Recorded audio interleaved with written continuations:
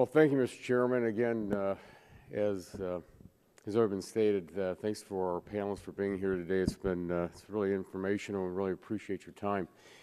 You know, if I could just kind of hit a few points. You know, as we've been sitting here, I checked when we started committee that West Texas was selling at $60.70 when we started. It's down to $60.51. And Brent was at $64.23, and it dropped to $64 in the last few minutes. And, you know, so I think the discussion we're having here is very informational, because also, I think it was in the Wall Street Journal this morning, there was the headline in one of the sections of the paper about with the decreasing cost of oil from West Texas and what that's doing here in this country to a lot of our producers, especially out west.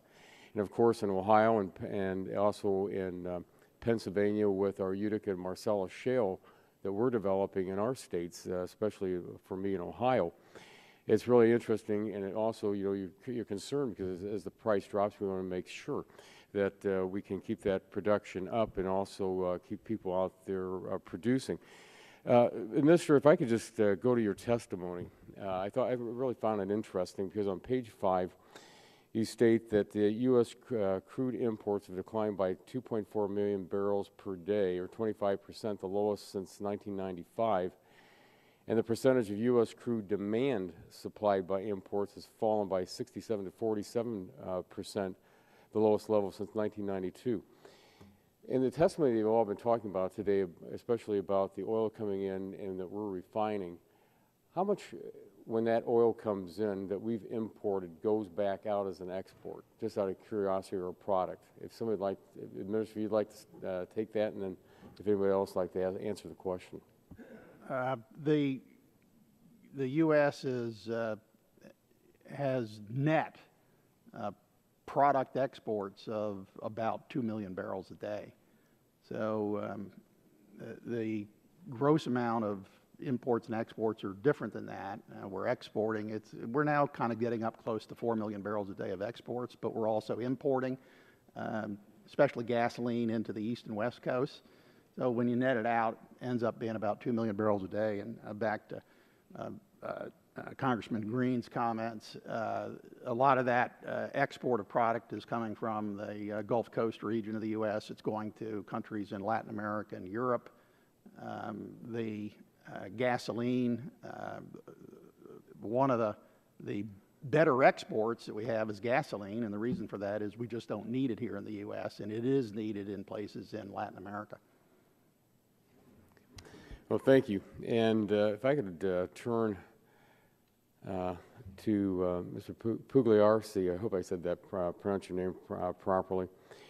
You know, as we look across what's happened and we're seeing the increase here, are there any regulatory or market barriers preventing our refiners out there right now from doing anything else to adapt to these new surges that we're having?